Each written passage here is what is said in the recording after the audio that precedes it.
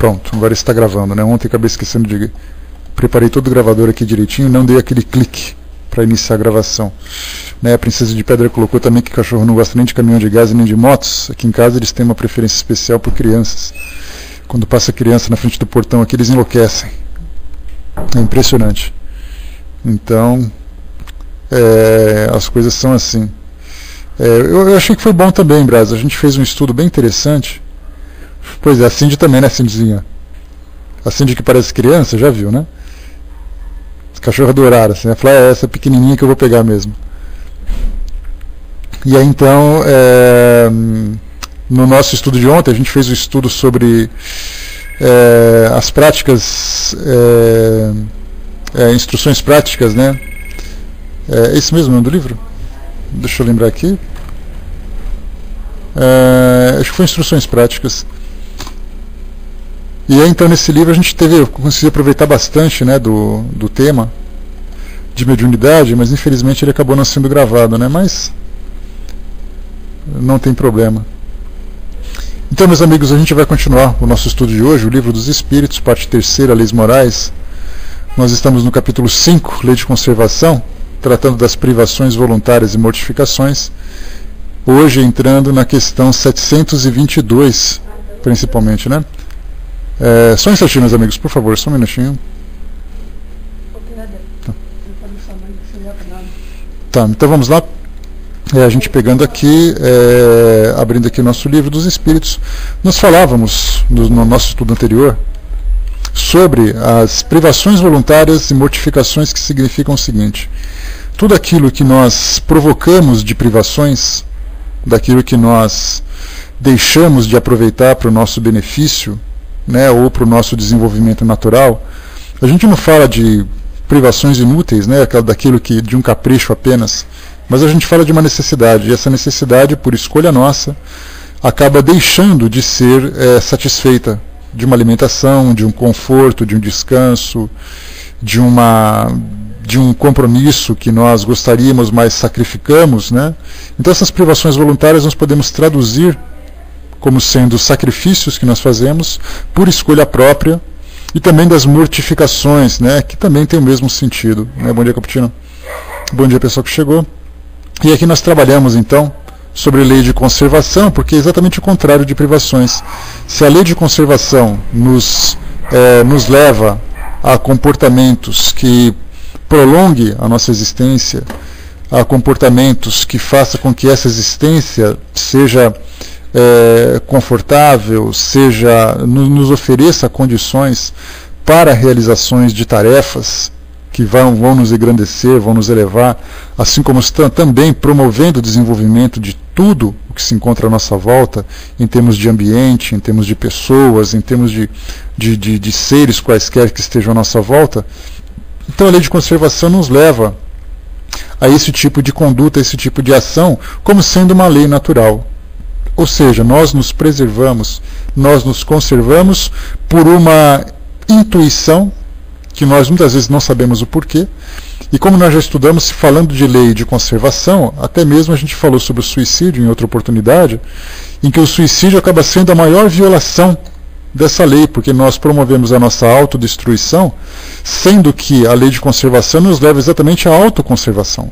Daí então que o suicídio, sendo levado como um ato extremo, viola essa lei, e aquele que o pratica, tendo ali os seus atenuantes ou agravantes, se nós pudermos encontrar algum atenuante, que não seja uma doença, um desequilíbrio emocional de alto grau e tudo mais, acaba fazendo com que o indivíduo viole essa lei e sofra as consequências das mais dolorosas a esse respeito. Sem problema, Xanri. Conexão é conexão. O Brás colocou os vícios de uso de qualquer droga, é o oposto dessa lei, exatamente. Aliás, não só, Brás, não precisamos chegar tão extremo assim, não. Às vezes a alimentação que a gente adota, o tipo de vida, você trabalha em excesso. Nós vimos aqui no início das mensagens de reflexão, das mensagens de ambientação, nós vimos ali sobre a ansiedade. A gente fala que a gente não tem tempo para descansar, a gente não tem tempo para conviver com as pessoas, a gente trabalha desesperadamente por isso tudo e, lamentavelmente, nos tempos atuais, essa ansiedade, essa correria toda provoca doenças das mais diversas, doenças cardiovasculares, doenças neurológicas, doenças psíquicas, né? Fazendo com que o indivíduo acabe interrompendo o ciclo da sua existência antes do tempo, naturalmente, né?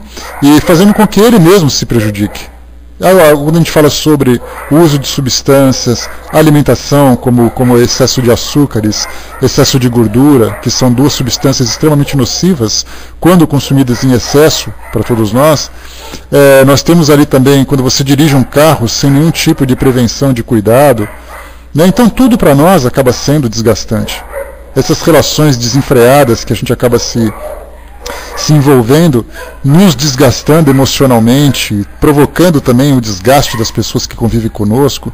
Então, nós muitas vezes acreditamos que o suicídio vem apenas por substâncias ou por atitudes diretas que vão nos destruir. Mas a gente, na verdade, todos os dias vem se destruindo sem se dar conta.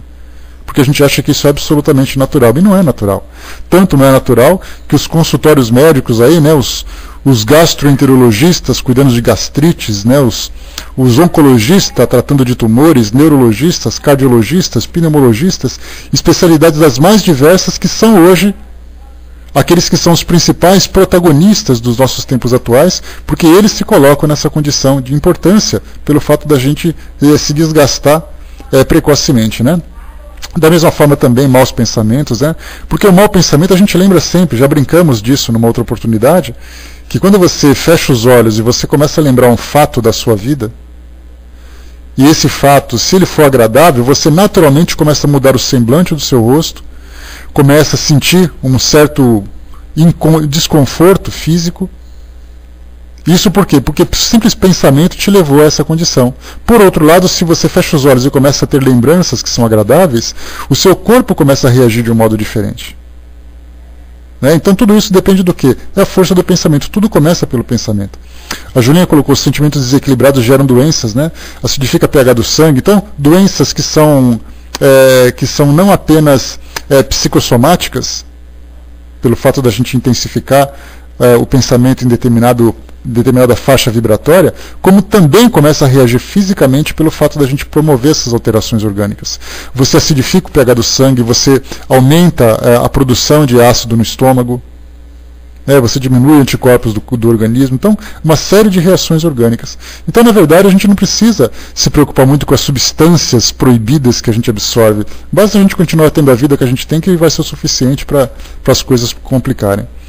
E aqui, então, uma das respostas que eu considero chave desse nosso texto, desse nosso capítulo 5, desse item 5 do capítulo 5, privações voluntárias e mortificações, é a pergunta que Kardec coloca: as privações voluntárias, com vistas a uma expiação igualmente voluntária, têm algum mérito aos olhos de Deus? Todo esse capítulo, com suas variações, com seus exemplos, que os Espíritos trazem para nós, se resume numa única frase: fazei o bem aos outros e terei o maior mérito. Isso significa que tudo aquilo que a gente faz de sacrifício visando uma intenção egoísta, ele não tem nenhum tipo de produtividade na elevação do espírito. Então tudo aquilo que ele faz em benefício de si mesmo apenas, assim ele se sacrifica, ele se mortifica, ele se prejudica em benefício de um interesse egoísta, isso não tem valor nenhum na sua elevação espiritual. Ele não faz mais do que obrigação. Porque se ele estivesse se privando, estou fazendo um sacrifício, como acontece normalmente, com as promessas, né, que a gente sempre vê. Olha, eu vou fazer uma promessa, vou ficar 1 ano sem comer chocolate, né, Vaninha? E aí, então, quando você fala nesse sentido, olha, eu vou fazer esse sacrifício, aí quer dizer, qual é exatamente o sacrifício que você acha que fez? Na verdade, o que você fez foi promover um benefício, porque do contrário, os açúcares no teu organismo vão te prejudicar. Eles vão te prejudicar. Então, esse sacrifício que você acha que é um sacrifício, na verdade, não tem sentido nenhum. É mais do que a obrigação que você tem de cuidar do seu organismo. Porque se você continuar nesses excessos, você vai se destruir e vai sofrer as consequências. Agora, se você faz assim, olha, eu vou fazer o seguinte, eu vou começar a gastar um pouco menos no mercado, lá para fazer as compras do mês, comer apenas aquilo que é necessário, porque aquilo que eu gastava em excedente eu vou começar a comprar para distribuir para outras pessoas que não têm. Aí eu já começo então a comer aquilo que é o básico, suficiente para minha sustentação, e em troca disso começa a beneficiar outras pessoas. Aí sim, aí sim o sacrifício gera um benefício que não seja, né, apenas do meu próprio interesse. E aqui então, continuando para nós paramos na questão 721. Né? Pois é, né, Julinha, eu acho que assim, né, não é uma... eu acho que a humanidade hoje ela vem se desenvolvendo com bastante intensidade se comparado com o passado. Eu não gosto quando a gente faz assim nenhum tipo de avaliação dentro da nossa perspectiva atual, quando você olha o mundo à sua volta e você começa a avaliar se o mundo está certo ou está errado. A gente tem que pegar, na verdade, uma linha temporal, uma linha de progresso para você lembrar como era, como é e como será. No passado a gente era completamente indiferente um com o outro. As pessoas matavam e morriam por detalhes, simplesmente para satisfazer caprichos pessoais. Hoje já não é mais assim, a sociedade se escandaliza quando acontece alguma coisa. No passado as pessoas eram indiferentes, hoje já essa ideia da caridade, essa ideia da fraternidade, essa ideia das organizações não governamentais que são criadas para beneficiar a sociedade, é algo que surgiu dos anos 90 para cá, e é uma tendência nova, que vem se desenvolvendo cada vez mais. Hoje as empresas, quando você leva um currículo, para poder disputar uma vaga de trabalho e lá nas suas descrições pessoais você coloca que realiza trabalho voluntário, o seu currículo é muito mais valorizado do que você simplesmente colocar como uma pessoa neutra perante a sociedade. Então eles valorizam esses detalhes. Os recursos humanos começam a valorizar de fato os detalhes humanos. Então percebemos que é uma tendência. Então, quer dizer, já é o primeiro passo. Então hoje nós não fazemos tantos sacrifícios e benefícios das pessoas que nós não conhecemos, mas futuramente isso vai acontecer, porque percebemos que é uma mudança. Saímos do pior, entramos na neutralidade, começamos a ensaiar os primeiros passos desse gesto da fraternidade e chegaremos um dia em que a nossa sociedade vai se transformar de fato. Mas tudo acontece no seu devido tempo. Então hoje nós olhamos para o mundo e falamos, esse mundo está perdido. Pega alguém que viveu há 2 séculos, Kardec, por exemplo, traz aqui para o nosso século XXI e fala assim, Kardec, olha aqui o mundo hoje, compara com o seu. Ele vai dizer, meu filho, vocês vivem no paraíso. Porque naquela época era um inferno. Então quando nós olhamos, quer dizer, uma eterna insatisfação. Todos os indivíduos que viveram nas suas épocas sempre colocam, o Brás é de 49, eu sou de 69, quer dizer, sou de 20 anos depois do Brás. E de lá para cá eu já peguei muita coisa diferente. Eu não vi guerras, eu não vi conflitos políticos, eu não vi as dificuldades, o Brasil viveu no interior ainda por cima, sabe como é que é. Então quer dizer, a cada vamos dizer assim, a cada década, a cada período que vai passando, a gente vai conversando com aquelas pessoas que têm mais vivência, que viveram num tempo diferente do nosso, a gente vê que é completamente diferente. A reciclagem, por exemplo, que é um outro caso que a Julinha lembrou, no mercado coleta material de reciclagem. Na minha época, quando eu tinha ali meus 10 anos de idade, na década de 80, do século passado, essa ideia de reciclagem, ecossistema, ecologia era uma coisa banal. Era um capricho de algumas pessoas que não levavam a nada. A partir da década de 90 já começou a mudar, as crianças já começaram a estudar. Hoje, passada a primeira década do século XXI, nós temos aí um comportamento completamente diferente no que diz respeito a essa convivência, essa relação do homem com o meio ambiente. O Brás lembrou também aqui na época dos coronéis e tudo mais, o delegado a serviço dos políticos locais. Isso só acontece, Brás, infelizmente ainda, infelizmente ou felizmente, acontece em pontos localizados no nosso país. Já não é mais generalizado. E quando isso acontece, se torna aquele escândalo em que a mídia adora. E isso é ótimo, o escândalo é necessário. Mas aí daquele por quem sai o escândalo, como nós conversamos, significando o seguinte, que hoje a mídia tem essa tendência a promover esses escândalos. Se for por sensacionalismo, aqueles que são os responsáveis serão depois punidos por isso. Aqueles que fazem por uma questão de ética são os representantes da moral social. Então nós estamos vivendo essa mudança, que é uma mudança extremamente importante. E eu falo para vocês hoje, falo e insisto sempre, nós estamos sendo testemunhas de uma transformação extremamente importante para a história da humanidade. Esse período que nós estamos vivendo, nós estamos assistindo, nós estamos colaborando, nós estamos participando dessa transformação. É aquela encruzilhada, o planeta a humanidade vai para um lado, deixando a sua história que ficou do outro lado. E nós estamos exatamente nesse momento de fazermos escolhas. Enquanto que os outros períodos passados, as pessoas simplesmente acompanhavam o ritmo da manada. Hoje nós fazemos escolhas diferentes. É isso que é importante para nós. Então, quando a gente fala aqui na questão, agora mudando um pouquinho, questão 721, né, que é só para a gente retomar o raciocínio, a vida de mortificações no ascetismo, mortificações são aqueles sacrifícios, né, físicos, né, ou morais mesmo, que os indivíduos fazem no ascetismo, né, os ascetas são aqueles que escolhem uma vida de privação, normalmente envolvido com religiões. Aquelas pessoas que vivem lá na Índia, ou mesmo os religiosos aqui do Ocidente também, sempre relacionado com essa questão da religião, da espiritualidade de alguma forma, né? E aí então tem sido praticada desde toda a antiguidade nos diferentes povos. Ela é meritória sob algum ponto de vista, como a gente já colocou um pouco mais acima, todo tipo de privação, se não tiver um benefício coletivo, ele é inútil. A não ser que seja benéfico para o próprio indivíduo, mas que isso não acrescenta nada, a não ser a sua própria obrigação de se preservar. Mas nesse caso, esses religiosos, né, então a resposta de Kardec, perguntai a quem ele aproveita e tereis a resposta. Se não serve senão ao que a pratica e o impede de fazer o bem, esse é o detalhe, ele é egoísta, qualquer que seja o pretexto sobre o qual se disfarce. Submeter-se a privações no trabalho pelos outros é a verdadeira mortificação, de acordo com a caridade cristã. E aí a gente lembrou aquele detalhe daqueles indivíduos que fazem ali greves de fome, aqueles indivíduos que se privam de uma alimentação, de um banho, de uma saúde, né? Quando a gente pega assim na internet, você coloca os ascetas e começa a ver as fotos, Beijão Rei, começa a ver as fotos que saem dos ascetas, dos praticantes do ascetismo, a gente vê na Índia aquelas pessoas que não tomam banho, aqueles cabelos compridos, magricelos porque eles não almoçam, eles não fazem nada, dormem no chão, ficam mendigando, pedindo alimentação, dizendo que o voto de pobreza para eles é uma forma de elevação espiritual. A pergunta é, mas se você estivesse se alimentando bem, cuidando da sua saúde e trabalhando pelo benefício das pessoas, não seria muito mais útil do que você viver assim? Claro que essas pessoas que fazem essa opção, mesmo que seja assim classificado como egoísmo, como é colocado para nós aqui no Livro dos Espíritos, o fazem por uma razão pessoal, que a gente não sabe. De repente ele tem uma necessidade de se privar, de repente ele tem alguma culpa, algum conflito íntimo que o leva a essa opção e tudo mais, né? Mas, mesmo assim, nós temos desse detalhe. E uma coisa comum que a gente vê hoje nessa questão da mortificação e também das privações voluntárias, são pessoas que, por exemplo, vivem em determinadas religiões que impõem certos tipos de privações.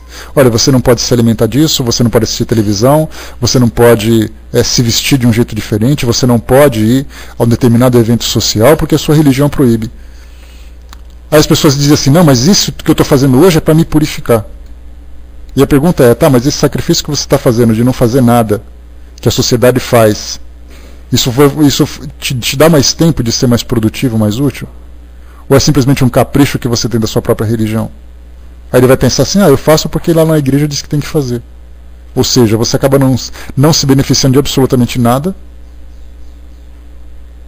e da mesma forma também não beneficia ninguém daquilo que é necessário, né, da sua participação mais intensa e mais objetiva, mais efetiva no desenvolvimento da sociedade. Então, nós temos desde aqueles que são os mais radicais, como nós vimos lá no Oriente, né, que normalmente no Oriente, lá no Oriente Médio, também na Índia, também isso é bastante comum, mas no Ocidente nós temos ali pequenos sacrifícios que também são assim. Nos Estados Unidos, muito comum também nós observarmos aquelas pequenas sociedades que se fecham dentro de si mesmas para não conviverem com a sociedade, dizendo que esse sacrifício que eles estão fazendo promove a sua elevação espiritual. E aí então, sabendo que fora das paredes daquele local onde eles se fecharam, tem ali muitas necessidades, como aconteceu com Buda. Os Amishes, por exemplo, né, nós temos ali comunidades dos adventistas do sétimo dia também, é bastante comum, e tantos outros que surgem, né, daquelas de tendências judaicas também são bastante comuns. E aí então eles se privam. Para quem assistiu aquele filme, deixa eu me lembrar aqui, me ajudem aí com o Joaquim Fênix. Tentem me lembrar o nome do filme aí, vamos ver se vocês lembram. Que viviam numa sociedade que eles tinham medo de ir para uma floresta. Inclusive lá no próprio CELD foi estudado sobre isso. A Vila, obrigado, Carol. A Vila. Então nesse filme mostra exatamente isso. Quer dizer, um grupo que se fecha dentro de si mesmo, colocando seus próprios valores. Obrigado, pessoal, que isso colocou também aí. Que se fecha dentro dos seus próprios valores, dentro das suas próprias necessidades, e não se misturam com o resto, entre aspas. E esse não se misturar com o resto, para eles é um sacrifício, que na verdade se resume no egoísmo, que seria muito mais útil se eles por acaso colocassem assim. Então, são situações desse jeito, são situações como essas que a gente observa no mundo hoje. Então nós temos sacrifícios que dizem respeito às religiões e outros que dizem respeito a experiências pessoais, mas ainda assim, sem nenhuma necessidade, sem nenhuma utilidade. Como nós falamos das promessas, pessoas que dizem assim, olha, eu vou fazer um sacrifício, que eu vou andar de joelhos naquela escadaria ali na frente da igreja, para poder mostrar ali a minha fé em Deus ou uma devoção por algum tipo de santo. Quer dizer, ele não só vai se machucar, porque aquilo não vai ser útil para ninguém. Então é mais fácil ele ficar em pé e colocar a mão na massa fazendo caridade para quem não tem, do que ele fazer um sacrifício dessa natureza. Algumas pessoas começam então a se chicotear, como a gente vê na televisão, em algumas situações em alguns países, né? Então isso não tem nada de produtivo. Que os espíritos colocam, olha, a única forma de você crescer é você ser produtivo, ser útil para si mesmo e para a sociedade onde você vive. Esse é o objetivo de nós estarmos aqui. Né? Bom dia, Sandra, bom dia, Beli. Questão 722, uma outra situação que a gente está vendo aqui. A abstenção, filhinha, pode começar a colagem, por favor. A abstenção de certos alimentos, prescrita entre diversos povos, funda-se na razão. Então, quando fala em abstenção de certos alimentos, nós podemos, por exemplo, falar sobre o alimento animal. Algumas vezes, não o animal geral, mas alguns animais, nós observamos, né, entre os judeus, quando temos ali os porcos, né, o pernil do judeu, você só pode comer se você tirar o nervo, você não pode se alimentar.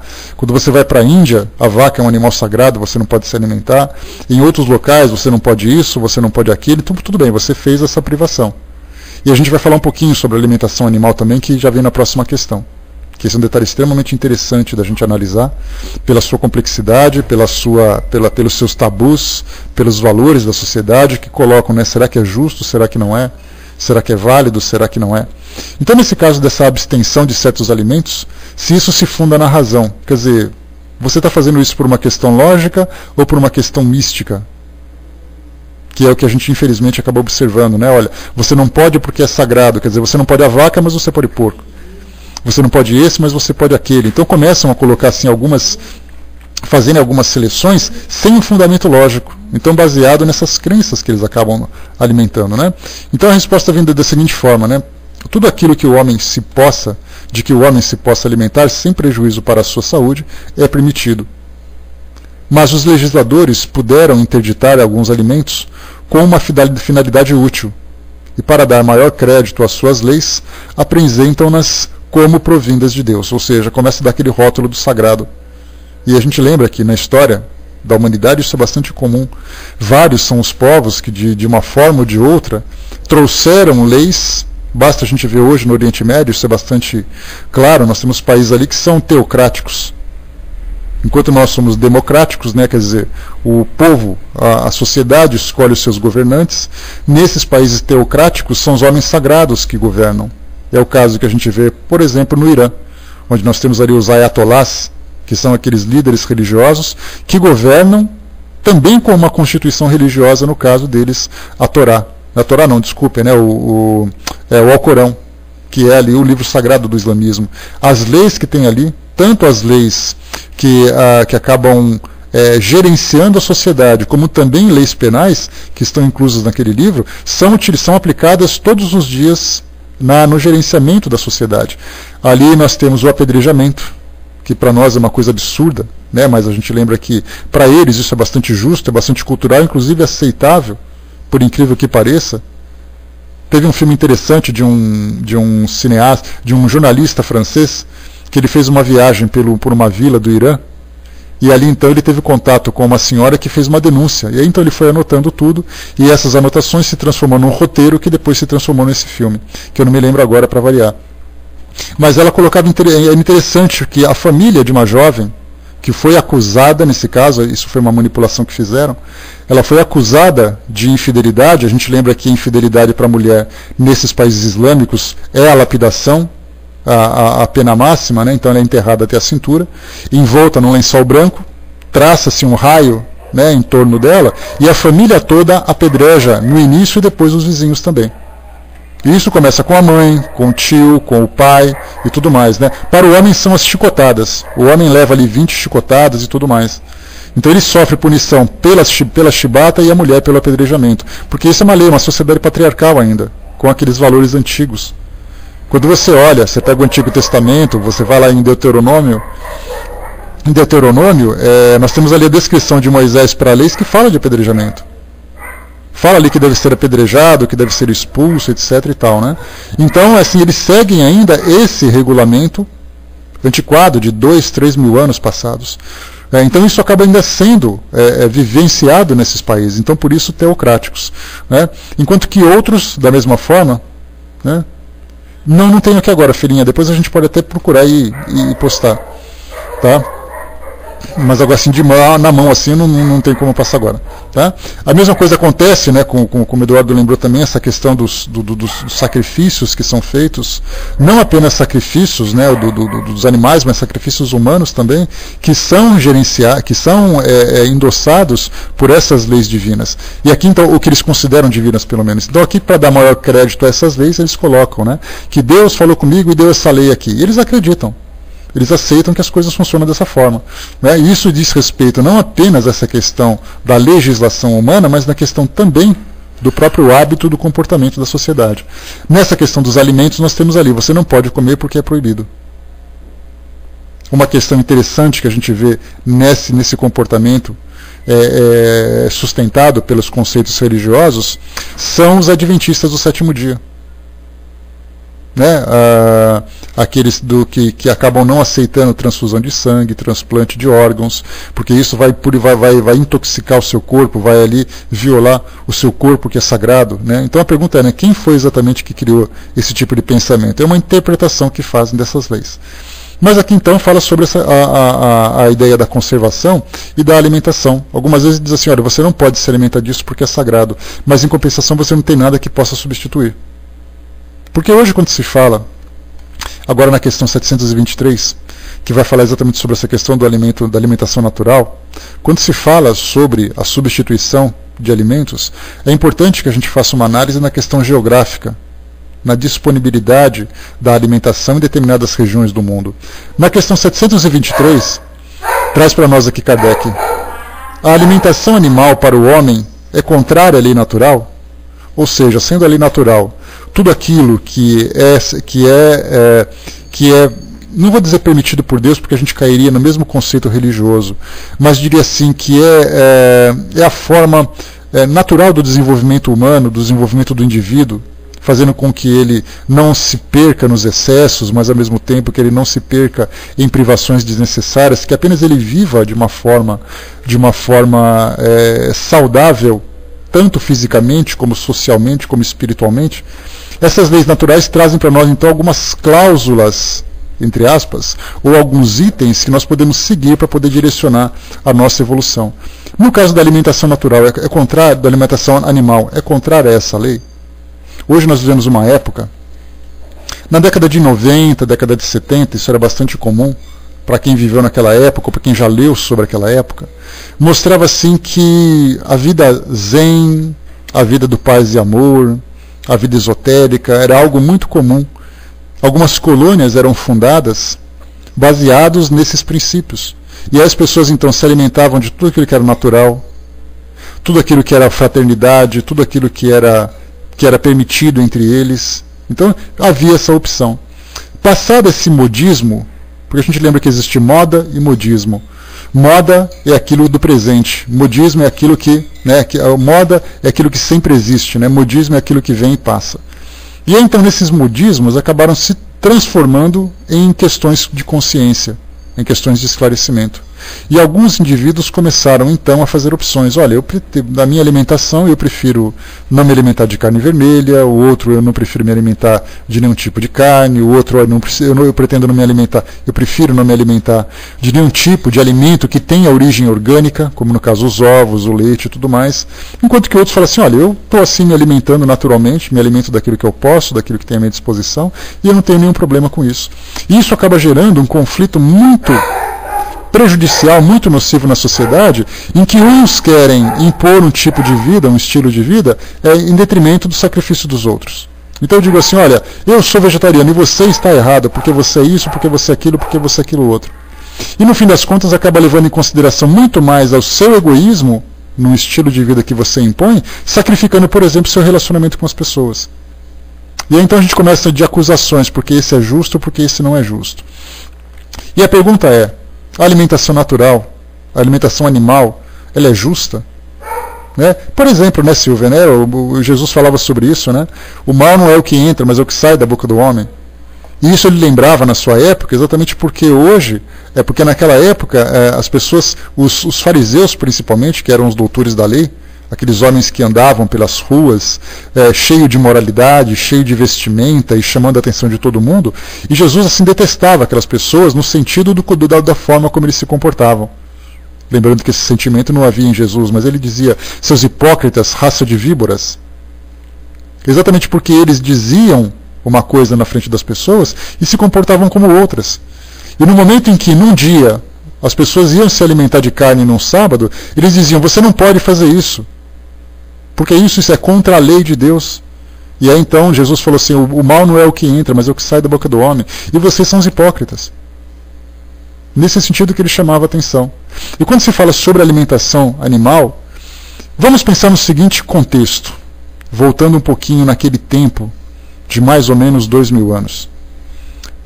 Jesus vivia no Oriente Médio, uma região de muita seca, uma região bastante árida, muito pedregosa, em que a agricultura era praticada com extrema dificuldade. Em alguns pontos só, em especial à beira dos rios, Rio Jordão, que era o mais conhecido, que tinha ali um campo mais fértil, mas de um modo geral o pastoreio era um modo de sobrevivência daquelas pessoas, ou então a pescaria. Quando vocês assistem, quando nós assistimos documentários sobre a vida de Jesus, eles ambientam, né, o cenário é exatamente o ambiente daquela época. Então você vivia numa região pedregosa que em seguida tinha um rio, tinha um lago e ali tinha os pescadores. E aí então nós perguntamos assim, mas a alimentação animal é contrária à lei natural? Se nós seguimos o exemplo de Jesus, por exemplo, ele multiplicou peixes. Eu já brinquei com vocês aqui que se isso fosse proibido, ele teria multiplicado repolho, teria multiplicado alface, não teria multiplicado peixe, já que o peixe é um animal. Então naquela região, o modo como as pessoas se alimentavam era exatamente o pastoreio, era exatamente a pecuária. A forma como eles viviam. Então você não pode dizer para alguém, olha, você tem que ser vegetariano vivendo numa região que não tem terra para plantar. Daí então ele tem as cabras, ele tem ali o gado, ele tem ali a pesca, como nós falamos, que é exatamente a sua alimentação. E o nosso corpo, por sermos seres onívoros, a gente lembra, né, que na biologia nós temos aqueles que são os carnívoros, que nós temos ali vários exemplos, né? Leões, cães, gatos, etc. Nós temos ali os herbívoros, que são aqueles que se alimentam de vegetais, e os onívoros que se alimentam dos dois tipos de alimento. Nós somos esse caso. Então hoje nós temos ali o nosso corpo preparado para isso, mesmo que as pessoas digam, né, não, porque o corpo do homem não é assim. Se não fosse assim, quando nós comêssemos carne, nós morreríamos. Sem mesmo assim o nosso corpo se desenvolve sem nenhum tipo de problema. Então nós temos assim o seguinte, que nós temos uma adaptação orgânica para esse tipo de alimentação, exatamente pela dificuldade que se tinha naquela época. Quando nós voltamos na pré-história, e nós encontramos as primeiras sociedades dos coletores e dos caçadores, que eram os nômades, eles não tinham fazenda, eles não tinham supermercado. Eles tinham que caçar, eles tinham que coletar. E essa coleta vinha do quê? De chegar nas árvores, sobe na árvore, tira ali algumas plantas, tira algumas frutas e come. Algumas raízes, mas isso era extremamente difícil, porque chegava uma hora que ele falava, não tenho o que comer, nós vamos então comer o alimento animal, e se vestir com o alimento animal, porque ele não tinha condições de produzir a sua própria vestimenta. Tudo isso era necessário. Tudo isso era importante para que ele tivesse uma vida equilibrada. Então a gente percebe que desde os primórdios da humanidade, o homem traz essa adaptação para a alimentação natural. Agora, é necessário que o homem vá se transformando, que ele vá se adaptando a novas formas, até porque a tecnologia está aí presente, e a tecnologia permite a ele que ele se alimente com mais propriedade, que ele tenha conhecimento do potencial nutritivo de cada alimento, que ele possa promover substituição de certos alimentos por por substâncias sintéticas que venham ali suprir as suas necessidades, mas isso é uma questão de transformação e cada um tem o seu próprio tempo. Essa ideia de ficar uma guerra entre aqueles que são carnívoros e aqueles que são herbívoros é uma coisa meio maluca. Quer dizer assim, eu me abstenho de comer carne porque eu sou herbívoro, mas eu te critico, eu te ataco porque você come carne. Quer dizer, tudo aquilo, o sacrifício que eu estou fazendo, entre aspas, de me alimentar de uma forma para não sacrificar os coitados dos animais, nesse caso, eu ataco as pessoas como se elas fossem as minhas inimigas.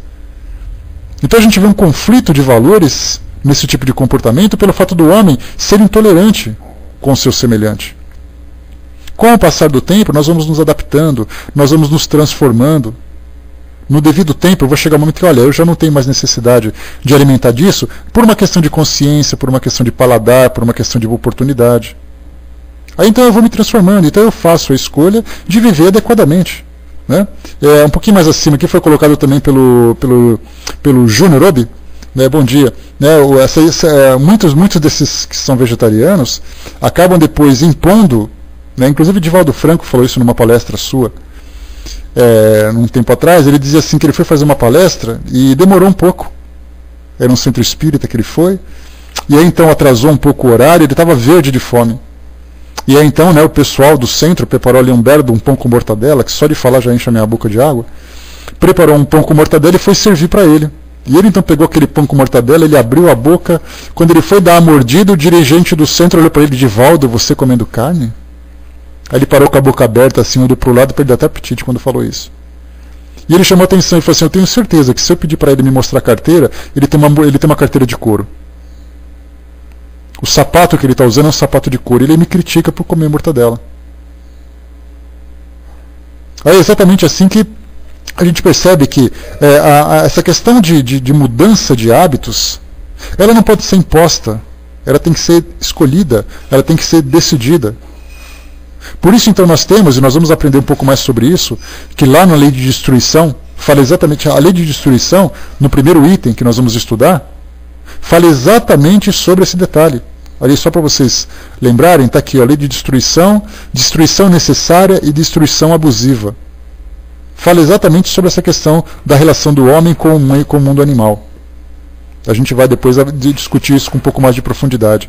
Né? Então, nós temos ali essa hipocrisia, que muitas vezes eu me abstenho de comer carne, mas eu sou egoísta. Eu me abstenho de comer carne, mas eu vivo no luxo enquanto as pessoas vivem na miséria. Então a gente vive uma incoerência de valores, acreditando que se eu deixar de comer isso, ou deixar de ir para tal lugar, vai ser o suficiente. Eu não vejo televisão porque a minha religião não fala isso, mas em compensação eu não socorro quem está na rua. Então a gente procura impor os nossos valores, mas são valores distorcidos, porque na verdade, exatamente, a mesma coisa, são necessidades que o homem tem. Porque essas carnes na verdade são aproveitadas. Mas na destruição, que a gente vai estudar sobre isso oportunamente, ela tem que ser coerente de acordo com a necessidade, não com o capricho do homem.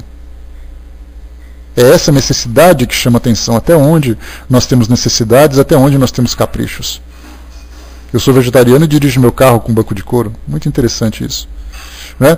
Então, nesse caso, a gente tem que lembrar sempre que, mais uma vez, as mudanças elas vêm naturalmente, de acordo com a evolução individual. Não pode ser imposta. Tudo aquilo que é imposto contra a vontade de alguém gera algum tipo de conflito, que mais dia ou menos dia vai se transformar num tipo de complexo, num tipo de dificuldade de relacionamento. E aqui continua para nós, para a gente lembrar. Foi colocado para nós aqui então, a alimentação natural. Né? Só voltar um pouquinho aqui, que a Aninha tinha colocado. O que você diz sobre o consumo de carne em um médium passista? Essa é uma dúvida que me incomoda muito. A gente lembra o seguinte, Aninha, essa é uma questão que é discutida em muitos centros espíritas diferentes, porque cada um traz uma série de orientações, não são imposições, uma série de orientações para os grupos de médiuns. E isso vai depender do quê? Do esclarecimento dos dirigentes e do acordo que a casa espírita, que o grupo acaba entrando. Nós temos centros espíritas que diz assim, que no dia em que você for fazer um trabalho mediúnico, é preferencial no dia e no dia anterior que você não faça uso de bebidas alcoólicas, que você não se alimente de carne, que você não faça uso de cigarros ou outro tipo de droga e que você se abstenha de relações sexuais. Isso tudo por quê? Não porque simplesmente consideram que isso seja sujo, Mas é que, naturalmente, dependendo do tipo de comportamento que a gente tem, isso interfere no nosso modo de pensar e interfere também na qualidade dos fluidos que nós estamos doando.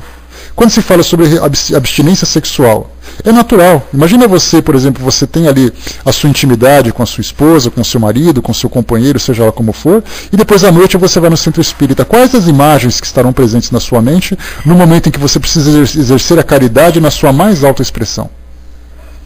Você não vai conseguir focar naquele trabalho. Então é uma questão de concentração. Então você fica pensando nos momentos, na intimidade, nas situações e coisa e tal, sendo que no momento em que você está atendendo um espírito que foi suicida, um espírito que está desesperado.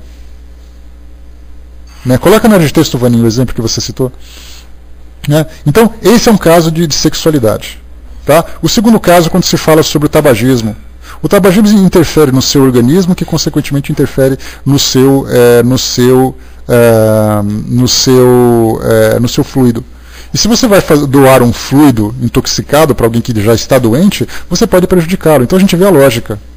Quando você se alimenta de carne, por exemplo, a carne é um alimento indigesto.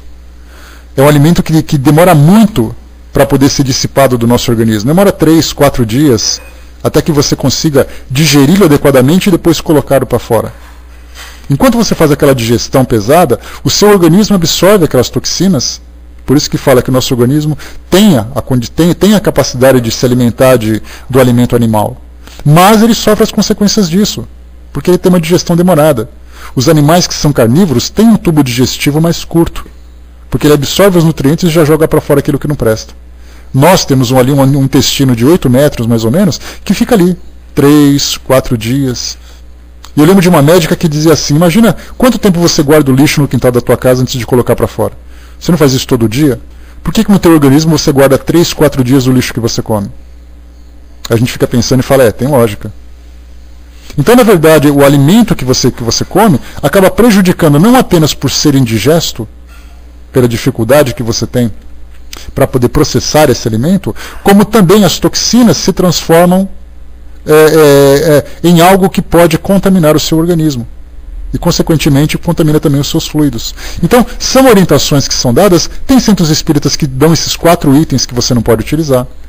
Bebidas alcoólicas, drogas, abstinência sexual e também alimentação carnívora. Tem outros que dizem assim, olha, só se você for ter algum tipo de comportamento desses, que seja moderado, que você tenha consciência do seu trabalho. Outros dizem assim, olha, se você fizer isso, é melhor você não vir. Se você por acaso se distrair, coisa e tal. Por isso, então, a grande importância, né, beleza, Rei, obrigado, vou colocar aqui. Né, por isso, então, a grande importância da gente ter a consciência durante o trabalho. É igual um atleta. Fala para um atleta, olha, meu filho, você vai disputar uma maratona amanhã. 42, 195 metros. 42 quilômetros, 195 metros. É uma distância razoável. Leva ele para uma churrascaria num dia antes para você ver se ele chega na metade. Ele vai dizer, não, eu tenho que me alimentar de um alimento leve, na véspera. No dia eu preciso comer massa, porque tem carboidrato.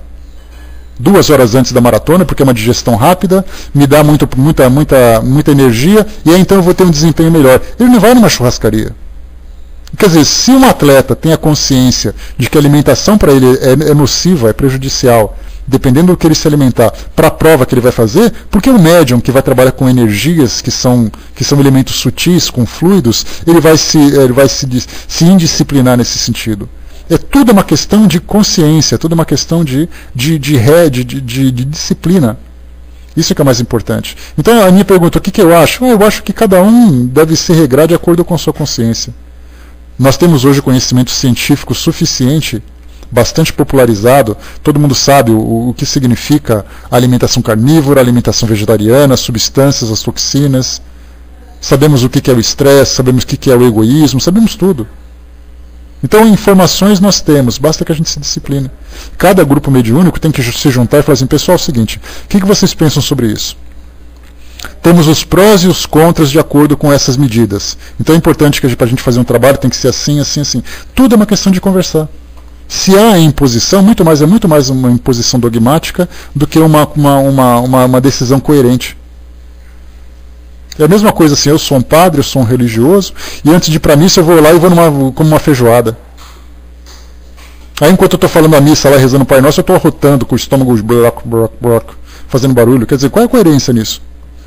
Como é que eu vou dizer para as pessoas pensarem no divino, pensarem no sagrado, se a minha digestão está ali? Eu tive que tomar um sorrisal lá para poder acalmar um pouco o meu estômago durante um culto, durante uma missa. Tudo é uma questão de coerência. Isso que é fundamental. E o Armando lembrou, né? A condição moral não conta, pois não são as atitudes que irá determinar o que vai à dor. Né? Lógico que não se deve fumar, pois o passe cheirando fumaça é horrível, né? Comendo uma feijoada do passe cansado é horrível, né? Então seria melhor usar um bom senso, né? Exatamente por ali. Tudo é questão de equilíbrio. Você já tomaram um passe com médium fumante? Quando ele coloca assim a mão no teu rosto para dar um passe, você sente o cheiro de cigarro na mão dele? Quando ele está falando com você, vem aquele bafo no seu rosto? Quer dizer, já vemos aí só numa questão de relacionamento. Imaginemos então na questão do fluido, que é algo mais sutil. Tudo é uma questão de bom senso e de coerência. Né? Continuando aqui para nós, vamos lá. Né? E até mesmo a higiene. Você vai eu cheguei da rua correndo, estou suado, não tive tempo de tomar banho, vou dar um passo em alguém com aquele cheiro agradável. É a mesma coisa.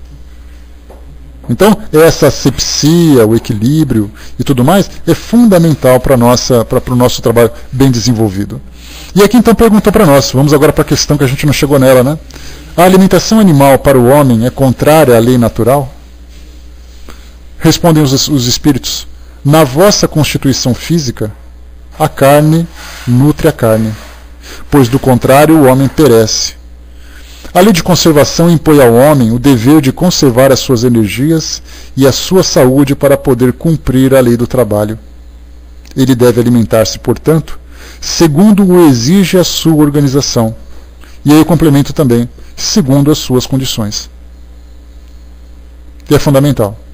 Então, quer dizer, já que nós temos consciência, hoje, como nós percebemos, a tecnologia nos permite você fazer alimentos que são geneticamente modificados para melhor. Nós temos ali preparos que nós podemos fazer. Me lembro de um preparo que foi feito no Nordeste brasileiro, onde as crianças comiam biscoito com uma farinha de trigo potencializada com diversos nutrientes que normalmente ela não tem. Então hoje nós temos recursos dos mais diversos para poder promover essa substituição, mas ela não acontece com facilidade. Ela pode ser oferecida, mas é o meu livre-arbítrio que vai fazer a diferença. Eu que vou me transformando, eu que vou me modificando. Né? O J.R. Ruby colocou para nós que também essa questão de não comer carne vermelha, mas aves e peixes. É uma questão de preferência. Aí a gente não fala necessariamente de você ser vegetariano ou não. Às vezes a carne vermelha para algumas pessoas não são tão agradáveis assim. Eu, embora goste de carne, seja um carnívoro, a carne vermelha às vezes me incomoda. Então eu prefiro assim, uma carne de porco, um peixe, um frango, alguma coisa do gênero. Eu não me considero vegetariano e não tenho ainda, infelizmente, condições de dizer que eu sou. A não ser que haja uma disciplina rígida necessária para a minha modificação. Mas a gente percebe o quê? Que são escolhas que cada um vai fazendo. Tem uma prima que era vegetariana que nem leite ela toma. Ela toma leite de soja. Porque ela diz que o leite vem da vaca e vaca é animal. Aí você fala assim, oh meu Deus do céu, será que isso tem coerência? Mas é uma opção dela, cada um faz as suas próprias escolhas. Se isso não traz prejuízo para ninguém em volta dela, é uma opção que ela fez e pronto. Agora, se ela fez uma escolha e isso traz prejuízo para as pessoas, aí já é uma questão a ser analisada. Vamos em frente. 724. A abstenção de alimentos animais ou outros, como expiação, é meritória? Ou seja, se eu deixo de me alimentar desse ou daquele tipo de alimento, como um castigo que eu me imponho, isso vale a pena? Não, eu não vou comer carne porque eu sei que esse sacrifício vai ser agradável a Deus. Os espíritos respondem, essa abstenção é meritória? Sim, se o homem se priva em favor dos outros, pois Deus não pode ver mortificação quando não há privação séria e útil. Eis porque dizemos que os que só se privam em aparência são hipócritas. E em várias respostas, é interessante a gente lembrar, que eles nos chamam a atenção para esse detalhe. Qualquer sacrifício que você faça, se ele não for meritório e benéfico para outras pessoas, ou melhor, se ele não for benéfico para outras pessoas também, isso não tem nada de meritório. Porque aquilo que você faz em benefício de você mesmo, nada mais do que a sua obrigação. É aquela história assim, nossa, eu passei o fim de semana inteiro em casa arrumando a parede que quebrou. Aí todo mundo vai olhar, nossa, mas que sacrifício você fez. Ninguém vai dizer assim isso para ele. As pessoas vão dizer, e aí, tá, Mas tinha mais que arrumar mesmo, você mora lá. O nosso corpo é o templo da alma, como diz o provérbio popular. Tudo aquilo que você faz em benefício do seu próprio corpo, você nada mais fez do que a sua obrigação. Então qualquer sacrifício, não, eu fiz um sacrifício, estou ali fazendo um sacrifício, não estou tomando refrigerante. E daí? Bom para você. Agora, o que isso significa? É a economia que você fez com o refrigerante. Você doou para alguém, você construiu alguma coisa para alguém que não tinha, você comprou remédio para alguém que estava passando dor, ou não? Se isso não foi nenhum tipo de sacrifício, para que validade tem? Isso é bom para ele. Agora, ele ficar se sentindo orgulhoso por isso, é o que ele acaba se enganando. Eu vou para o céu porque eu parei de comer chocolate. Essa é a resposta que a gente fica esperando? Não, você não vai para o céu por isso, você vai para o céu por outros motivos, mas certamente esse não é. O máximo que vai acontecer é você continuar um pouco mais de tempo aqui com uma vida saudável. 725, vamos lá. Que pensar das mutilações? Pois é, a mesma coisa, né? O indivíduo para de fumar e diz assim, nossa, eu fiz um sacrifício. Quer dizer, que sorte sua, né? 725. Que pensar das mutilações praticadas no corpo do homem ou dos animais? Isso aqui é uma pergunta interessante, né? Porque quando se fala em mutilações, você fala em se machucar. Temos aquelas pessoas que, a gente vê muito isso no Oriente Médio, onde tem aquelas pessoas que se chicoteiam com algumas lâminas na ponta em dias sagrados. Temos aqueles outros que batem facão na cabeça, entoando aqueles hinos sagrados, né? E a cabeça sangrando, a roupa toda avermelhada. Nós temos aqueles que, em época de Sexta-feira Santa, ou época de Semana Santa, se crucificam para poder se assemelhar a Jesus na sua época. Nós temos aqueles que se machucam diante de determinados sacrifícios para poder ter ali alguma recompensa sagrada ou coisa do gênero, ou mesmo faz isso para animais também, sacrifícios de animais e tudo mais. A resposta dos espíritos é aquela resposta bem objetiva. A que vem semelhante pergunta? Quer dizer, por que você está me perguntando isso? Qual é a necessidade de você me perguntar se você se machucar fisicamente você vai trazer algum benefício? Perguntai sempre se uma coisa é útil.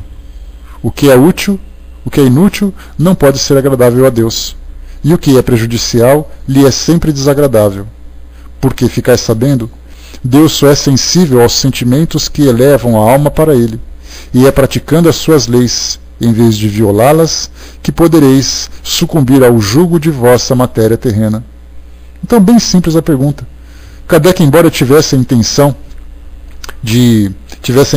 de aprofundar um pouco mais o assunto, mas a resposta parecia ser tão óbvia. Se você está se chicoteando e está se machucando, a pergunta é, o que isso vai trazer de benefício para você? Muitas vezes, para aquele indivíduo, é importante a gente lembrar de não radicalizar o nosso julgamento. Até porque a gente não julga, a gente está estudando. E quem faz escolhas por um motivo. Muitas vezes o indivíduo que pratica uma religião, que tem determinado tipo de severidade, tem determinado tipo de regras ou de comportamentos, se ele faz essa opção, certamente ele tem essa necessidade. Ninguém faz uma opção, principalmente se ele tem que fazer sacrifícios, se para ele, de alguma forma, aquilo não traz benefícios.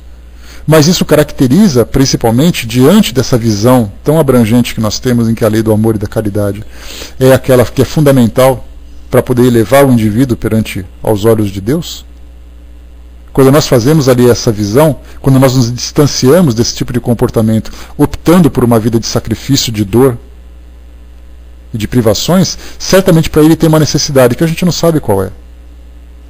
Ninguém sofre porque quer.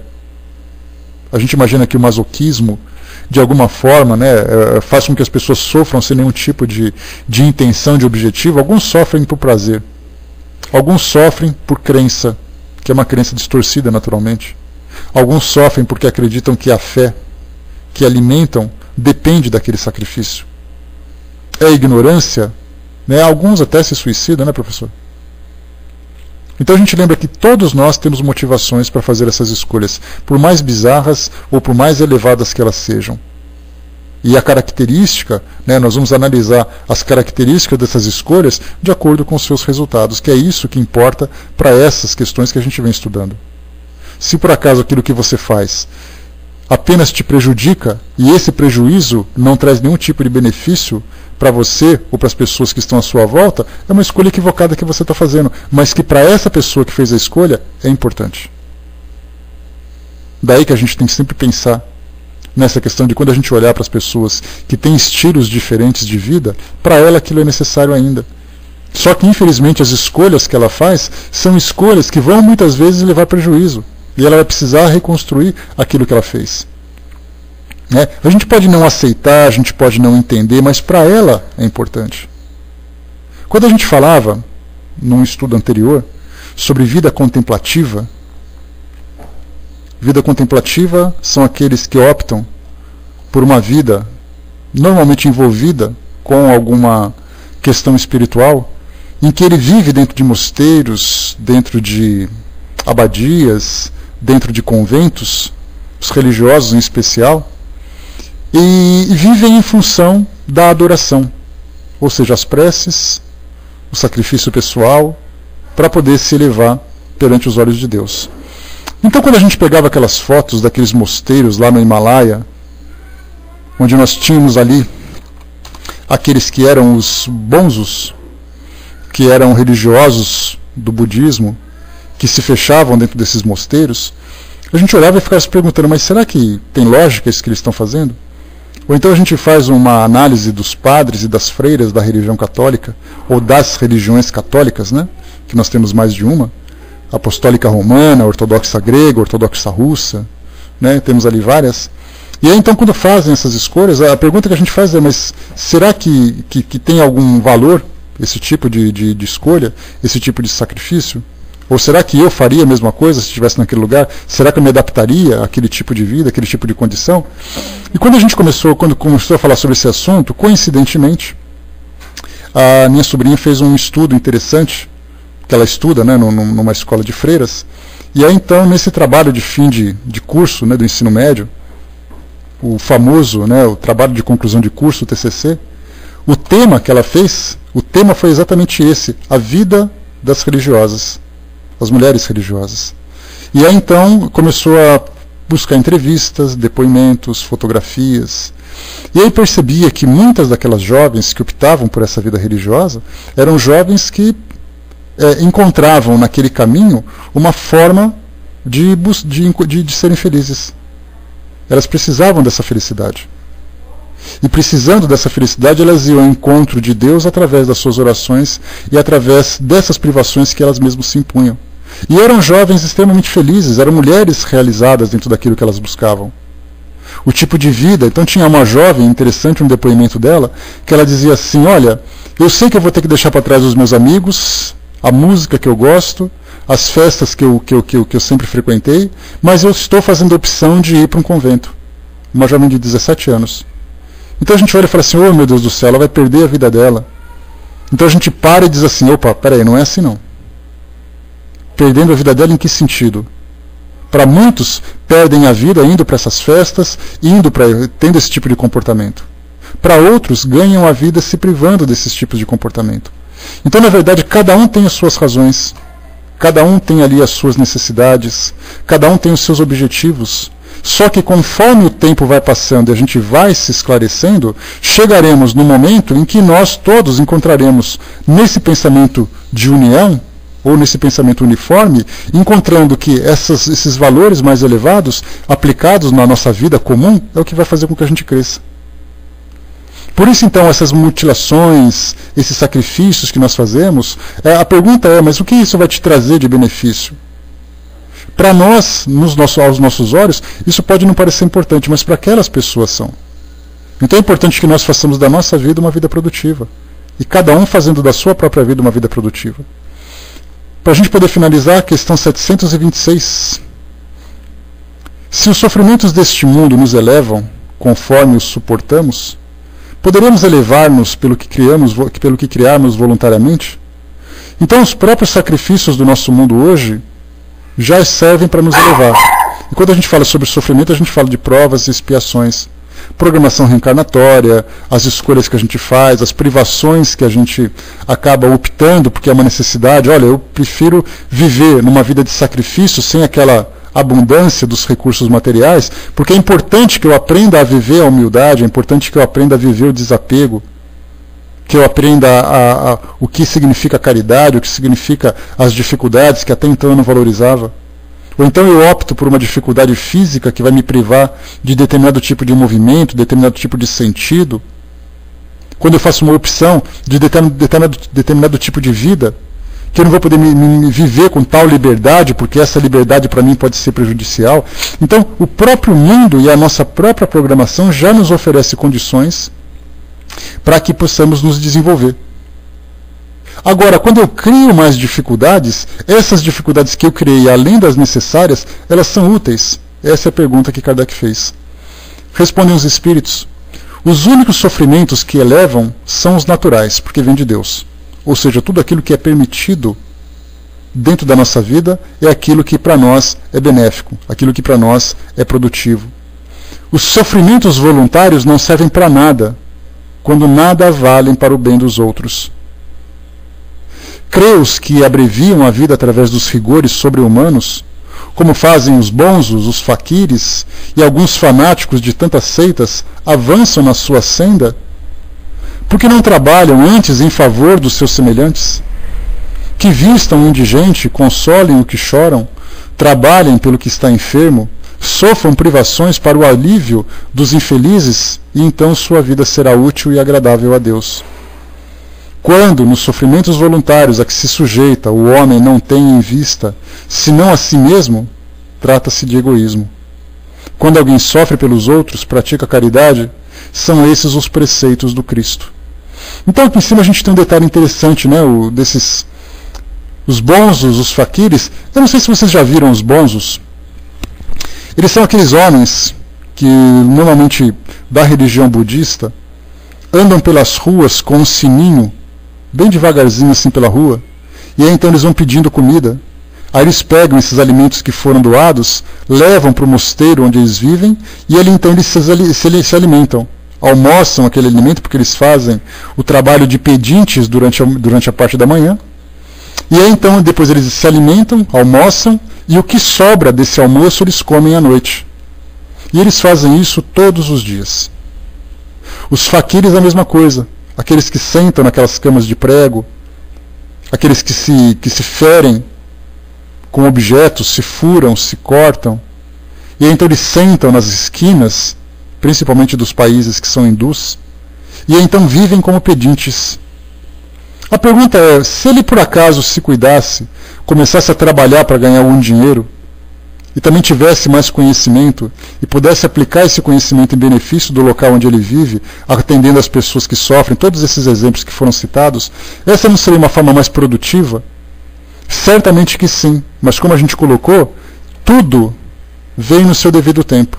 Se as pessoas fazem escolhas dessa forma, é baseado no entendimento que elas têm da vida. É baseado nas necessidades que elas acreditam ter.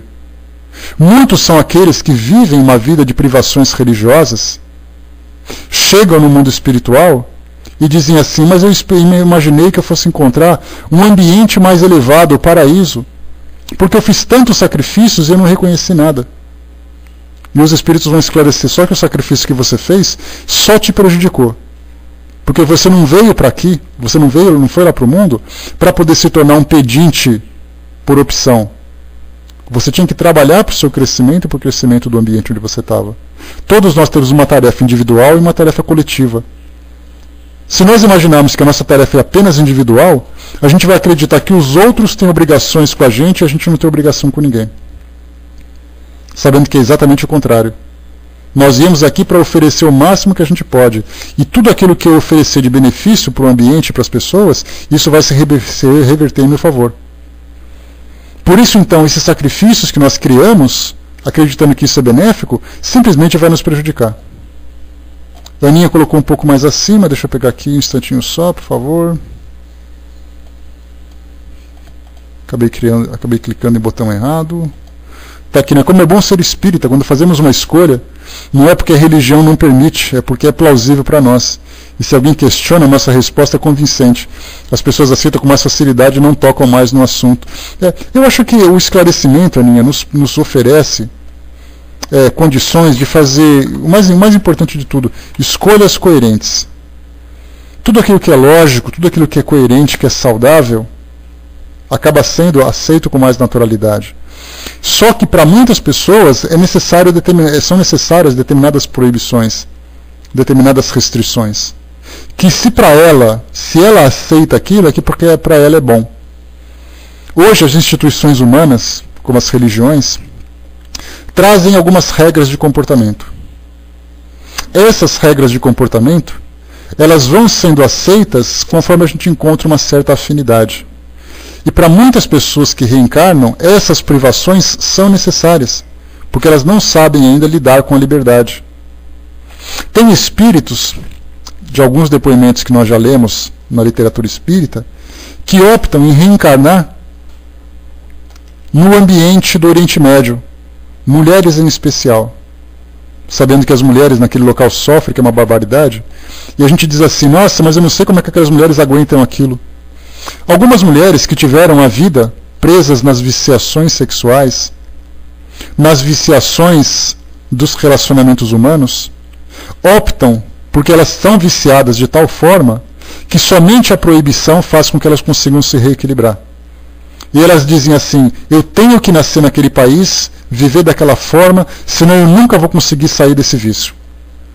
E aí então elas têm que cobrir o corpo todo, serem submetidas a situações das mais problemáticas, serem ameaçadas o tempo todo com apedrejamento caso saiam da linha, porque aquilo para elas é educativo.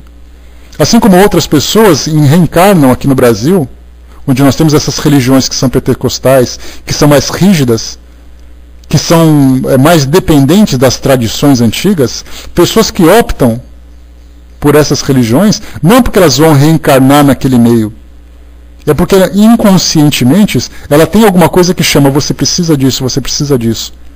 E de repente ela vê aquela privação, ela acha que é importante para ela.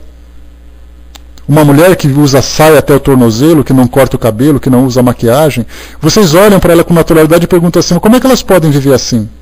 A gente não sabe o que se passa no coração delas. A gente não sabe quais são as necessidades que elas têm de abrir mão de tantos prazeres, entre aspas, em detrimento do seu crescimento espiritual. Para elas é necessário. Por isso é importante a gente ter essa consciência de que para nós essa liberdade pode ser saudável. Para outros, essa liberdade é extremamente prejudicial. Seria mais ou menos como se elas andassem o tempo todo na beira de um abismo. Que basta um escorregão que elas despencam e despencam com gravidade. Para a gente poder encerrar, última questão. 727. Se não devemos criar para nós sofrimentos voluntários, que não são de nenhuma utilidade para os outros, devemos, no entanto, preservar-nos dos que prevemos ou dos que nos ameaçam? Aqui uma pergunta interessante de Kardec, mas a gente já estudou isso anteriormente. Quer dizer, se eu não tenho necessidade de criar sacrifícios, quando eu vejo algum sacrifício, eu posso abrir mão dele? Se por acaso eu estou vendo ali que eu vou fazer parte de uma seita, de um grupo religioso, vou trabalhar num local onde ali há muitos sacrifícios, há muitas privações, diferentemente daquelas que eu estou programado. Vamos pensar de novo nas mulheres. Vocês trabalham numa empresa, são executivas ou são funcionárias dessa empresa, e de repente vocês vão ser transferidas para o Iraque, porque lá nós temos uma filial. E ali vocês vão sofrer algumas privações. Vocês vão ter que se comportar de acordo com as regras locais, que não são tão rígidas para estrangeiros, mas nem por isso deixam de ter ali as suas exigências. A alimentação que vocês vão ter que comer lá é diferente dessa que vocês comem aqui. Vocês têm duas opções, ou vocês vão ou vocês não vão. A pergunta é, vocês podem abrir mão dessa opção? Ou vocês têm que aceitar porque aquilo é uma necessidade, é uma privação que vocês devem aceitar? Dei esse exemplo para as mulheres, mas para nós homens temos vários sacrifícios também. De acordo com a opção de vida que eu tenho. Eu tenho que ir para um estado que não tem nada, e tem isso, tem aquilo. E aí então os espíritos respondem: o instinto de conservação foi dado a todos os seres contra os perigos e os sofrimentos. Fustigai o vosso espírito e não o vosso corpo. Mortificai o orgulho, sufocai o vosso egoísmo, que se assemelha a uma serpente a vos devorar o coração, e fareis mais pelo vosso adiantamento do que por meio de rigores que não mais pertencem a este século. E olha que eles falavam no século XIX. Nós estamos no século XXI. E estando no século XXI, nós temos ali o conforto à nossa volta que nos permite uma vida produtiva. Só que nós temos que saber exatamente equilibrar o que nós podemos aceitar e o que é que nós temos que abrir mão. Do que é que nós temos que abrir mão. E mantendo o equilíbrio, vivendo apenas com aquilo que é necessário, que é útil, que é proveitoso, nós vamos então encontrar o caminho da felicidade. Nós vivemos ainda batendo cabeça, ora a gente bate cabeça de um lado naquilo que a gente faz de escolha errada, naquilo que provoca sofrimento, ora a gente faz escolha daquilo que para nós é muito prazeroso e que provoca algum tipo de desequilíbrio. A gente não conseguiu ainda se encontrar. Nas nossas vivências mais simples, nas nossas vivências mais comuns, de você assistir a um programa de televisão, de você torcer para um time de futebol, de você escolher uma área profissional e vivenciar essa profissão, nós ainda estamos tentando acertar a medida certa. Acertar ali, tentando acertar o ponto certo. Aquilo que para nós vai ser saudável. Olha, eu não preciso disso, mas eu preciso disso. Mas eu não preciso disso dentro do limite e preciso daquilo dentro do limite. Então a estrada que nos leva a esse caminho de elevação espiritual é uma estrada estreita e retilínea. Só que nós ainda nos desviamos nas suas margens, tentando pegar atalho, tentando subir desse morro, etc. e tal. Quando a gente encontrar esse equilíbrio, a nossa vida vai ser tranquila. A gente não vai ter mais necessidade de viver, por exemplo, num mundo como esse, onde os excessos provocam sofrimento. E onde as restrições também nos provocam sofrimento. O dia que a gente parar de sofrer é porque a gente conseguiu encontrar o caminho do equilíbrio. E Jesus, quando veio aqui no mundo, ele trouxe para nós exatamente o exemplo de conduta que era o mais ideal, que era o mais equilibrado, com os valores que eram os mais corretos na dose correta. E se a gente conseguir alcançar esse nível de vivência, certamente nos desprenderemos desse mundo pela própria incompatibilidade fluídica. O mundo é assim, mas eu não sou mais assim, então eu não preciso viver aqui. Agora, se o mundo ainda é assim, infelizmente eu vou ter que sofrer todas as dificuldades. Então, pessoal, fechando por aqui, falamos sobre lei de conservação, e o nosso próximo estudo ele vai se desenvolver em torno da lei de destruição. E nós falaremos sobre destruição necessária e destruição abusiva, flagelos destruidores, guerras, assassínio, crueldade, duelo, pena de morte, temas assim muito interessantes e muito atuais para todos nós, porque nós vivemos exatamente tudo o que diz respeito a essas questões. Flagelos destruidores, temos ali catástrofes por tudo quanto é lado. Guerras, que já não são mais macro-guerras, mas são micro-guerras. Guerras urbanas, guerras entre fronteiras. Assassínios, basta a gente ligar a televisão que a gente vê isso. Crueldades de toda a ordem, que a gente vê entre pessoas, entre animais, e entre a natureza de um modo geral. O duelo, que já não é mais nos moldes do passado, mas são duelos morais. Pena de morte, que é um tema que vem sendo discutido com bastante frequência. O Brasil, embora não tenha pena de morte na sua Constituição, salvo em época de guerra, nós desejamos a pena de morte para poder fazer com que os crimes sejam punidos. Eu falava com a Vaninha esses dias que muitas vezes a gente vê situações em que o nosso estômago embola e a gente quer fazer justiça com as próprias mãos. Vendo um adulto que sacrifica uma criança, tem que fazer a mesma coisa. Esses dias nós vimos ali um homem que arrastou um animal e o animal foi sacrificado depois, acabou morrendo por causa das lesões. A gente fala assim, se fosse eu amarraria ele atrás de um carro e arrastaria. Então a gente tem impulsos dentro de nós que nos levam a fazer justiça com as nossas próprias mãos. Então a gente precisa começar a pensar a respeito de tudo isso para poder controlar os nossos sentimentos, as nossas emoções, porque se a gente quer o mundo de regeneração, os nossos sentimentos têm que ser regenerados, por mais fortes e mais dolorosas que sejam as situações. Então essa lei de destruição será para nós assim um capítulo de muita instrução, de muito debate também, de muita reflexão.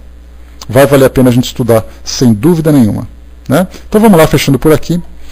Aninha, você estava então escalada anteriormente para fazer aqui o nosso encerramento? Você pode subir?